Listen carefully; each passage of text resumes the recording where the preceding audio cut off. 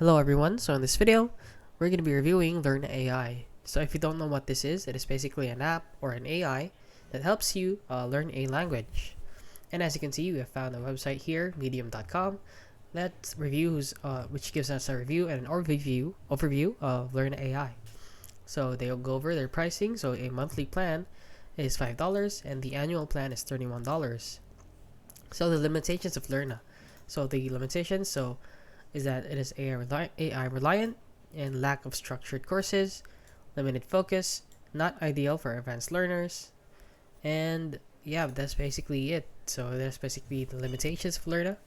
So the recommendation, is Learna worth it? So if you're looking for an affordable AI-driven app to practice conversational English grammar or vocabulary, Learna AI is a solid option.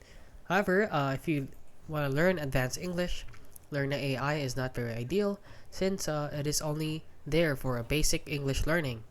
And yeah, that is basically it. So you should use Learna AI when you are new to English or a new language. However, if you want an advanced language app, there are a lot of different apps out there that offer advanced courses. And yeah, that is basically it. So if you found this video helpful, please consider liking and subscribing.